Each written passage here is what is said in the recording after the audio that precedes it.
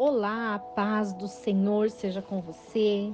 Aqui é Cássia Moreira e vamos fazer a leitura do capítulo 7 de Romanos, que diz assim: Não sabeis vós, irmãos, porque falo com os que sabem a lei, que a lei tem domínio sobre o homem enquanto vive?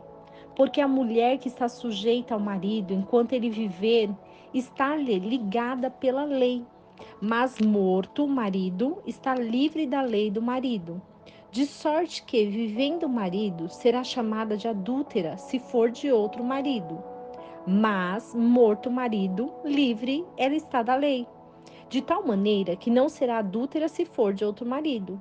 Assim também vós, meus irmãos, estáis mortos para a lei, pelo corpo de Cristo, para que sejais de outro, daquele que ressuscitou de entre os mortos, para que produzamos frutos para Deus. Porque enquanto estávamos na carne, as paixões dos pecados, que são pela lei, operavam em nossos membros, produzindo fruto para a morte. Mas agora estamos livres da lei, pois morremos para aquilo em que estávamos retidos, para que sirvamos em novidade de espírito, e não na velhice da letra. Que diremos, pois? É a lei pecado? De modo nenhum. Mas eu não conheci o pecado senão pela lei. Porque eu não conheceria concupiscência se a lei não dissesse: não cobiçarás. Mas o pecado, tomando ocasião pelo mandamento, despertou em mim toda a concupiscência, porquanto sem a lei o pecado estava morto.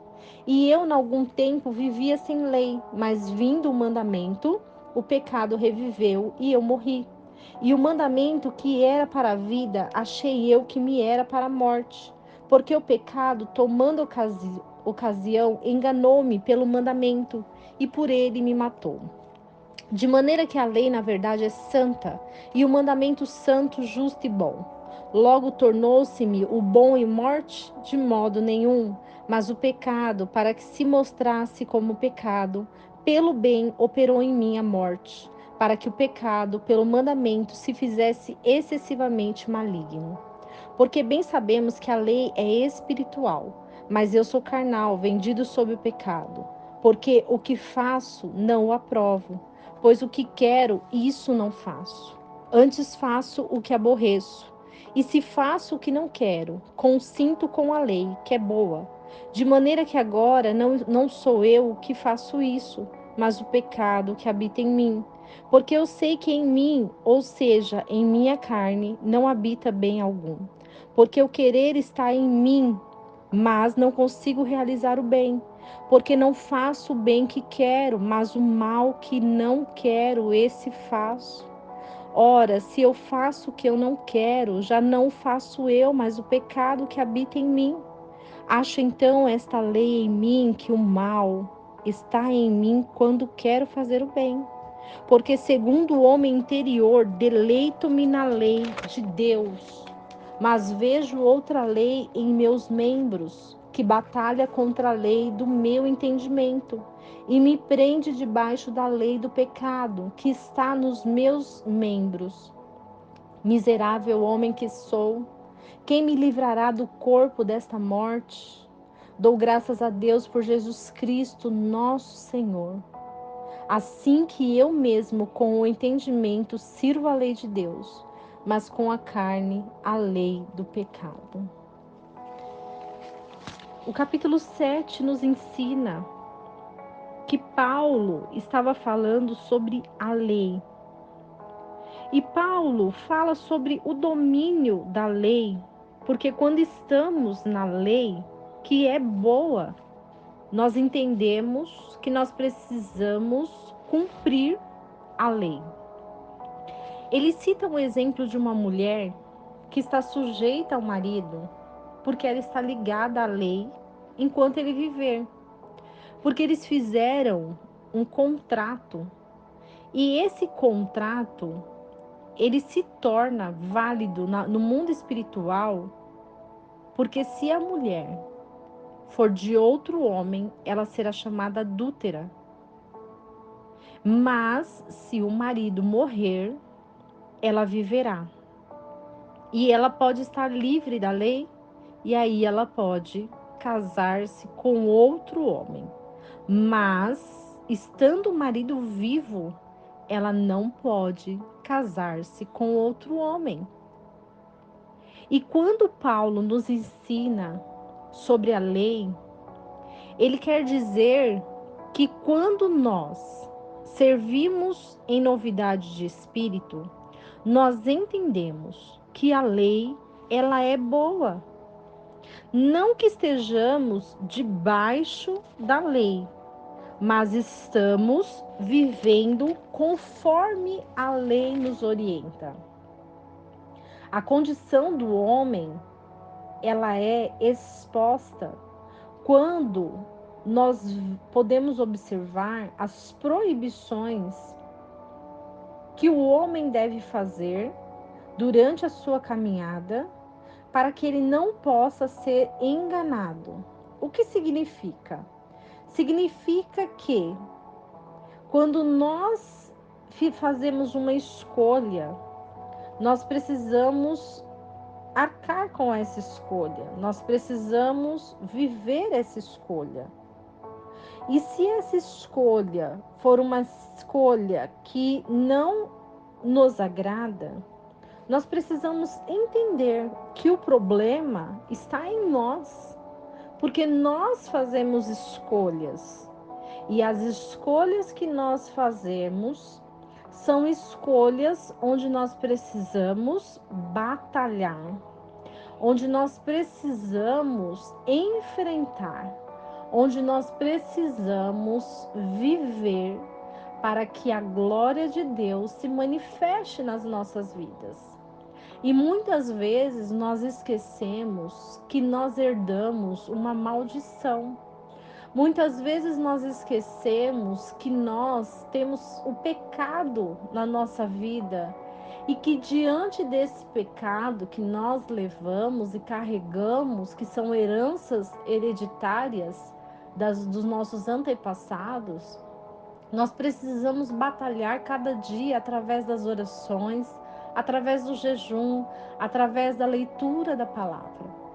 E quando Paulo nos ensina que a lei é a verdade e ela é santa, e quando nós nos santificamos diante da lei, nós estamos agradando ao Senhor, porque Jesus ele veio para cumprir a lei. E quando Jesus cumpre a lei, ele fala para nós que ele é o caminho, que ele é a verdade, e que muitas vezes a interpretação bíblica ela pode ser distorcida na visão de Cristo. Porque muitas pessoas falam, não andamos mais debaixo da lei. Ok, mas nós precisamos produzir os frutos que os mandamentos do Senhor nos ordena e nos orienta. Porque Cristo morreu por nós. Cristo nos revelou os mandamentos do Senhor, porque ele fez milagres, ele operou maravilhas, ele fez muitas coisas aqui na terra.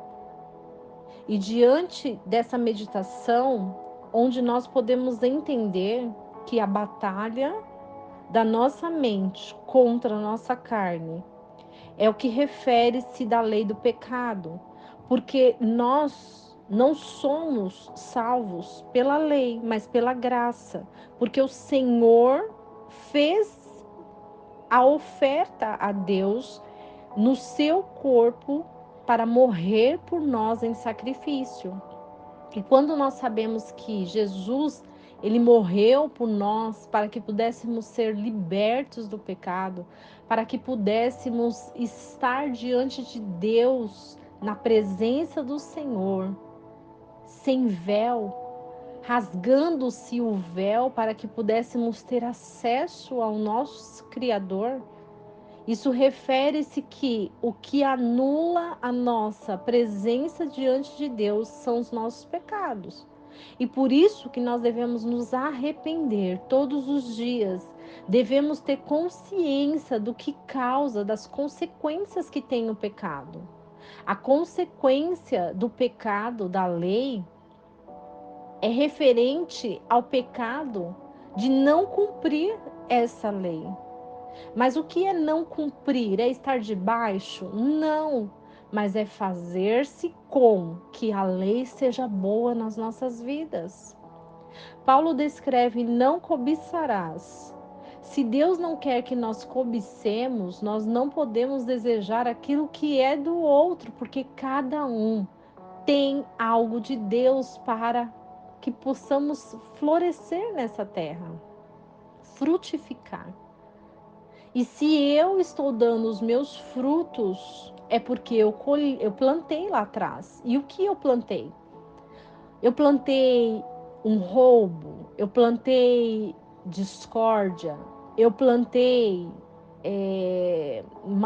adultério. O que eu plantei para que eu possa estar colhendo hoje? Então, que nós possamos entender que todo plantio tem uma colheita e muitas vezes a gente não quer ter essa colheita. Mas a lei de Deus, ela é verdade e tudo que nós plantarmos, nós vamos colher.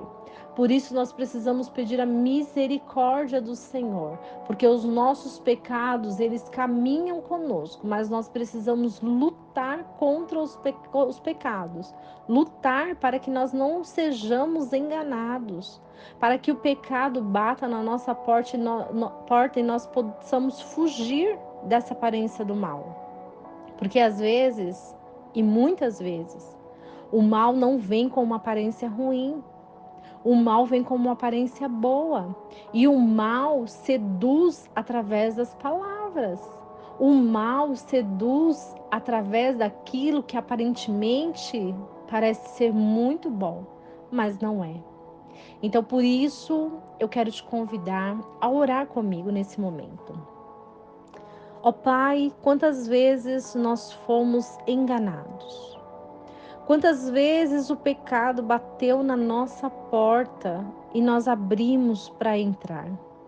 Quantas vezes, Senhor, nós perdidos, ouvindo, Senhor, aquilo que não era para nós ouvirmos, e o Senhor tentou nos livrar, e muitas vezes nós não demos ouvido. Ó Senhor, o pecado que habita, Senhor, dentro de nós. E nós lutamos contra ele todos os dias, porque sabemos, Pai, que o fruto é amargo, que o fruto não gera consequências boas. Mas sabemos, Pai, que quando nós plantamos o amor, quando nós plantamos a palavra, quando nós plantamos o arrependimento, quando nós plantamos, Senhor, as lágrimas, sabemos que nós colheremos bons frutos. E é por isso que nós estamos na Sua presença, porque queremos apresentar os nossos erros diante do Senhor. Queremos pedir misericórdia e piedade para o Senhor. Sabemos, Pai, que erramos, confessamos a Ti os nossos erros, confessamos, Senhor, que somos fracos, confessamos, Senhor, que tem áreas das nossas vidas que nós não estamos blindados. Confessamos, Senhor, que as áreas espirituais guerreiam, Senhor, sobre nós, mas que nós muitas vezes, pela fragilidade, nós caímos, Pai, no erro, no engano, e sabemos que as consequências são grandes, meu Pai. Assim como Paulo disse, que uma mulher, Senhor, adúltera, Pai, ela será chamada se assim ela fizer-se de outro homem quando estiver casada. As consequências, Pai, de um adultério são consequências amargas, Pai. Então, que o Senhor, Pai, possa ter misericórdia das nossas vidas. Que o Senhor possa ter piedade nesse dia.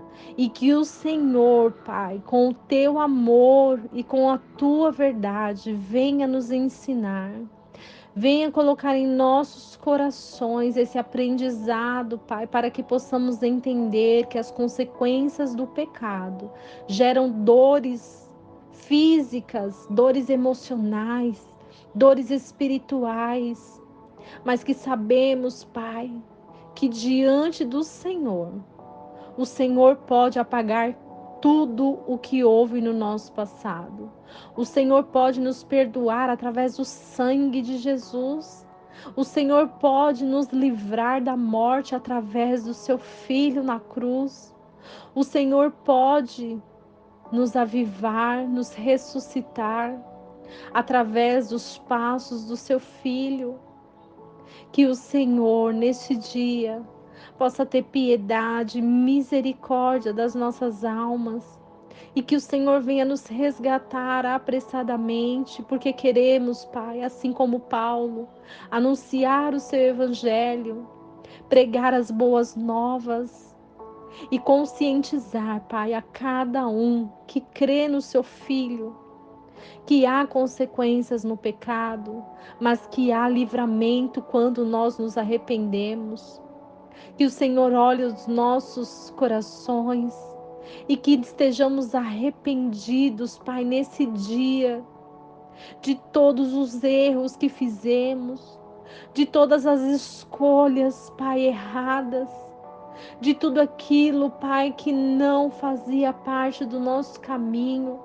E mesmo assim nós aceitamos. Perdoa-nos, Senhor. Perdoa a nossa fraqueza, a nossa falha. Livra-nos, Senhor, e tenha misericórdia. Não afaste, Senhor, a sua presença de nós.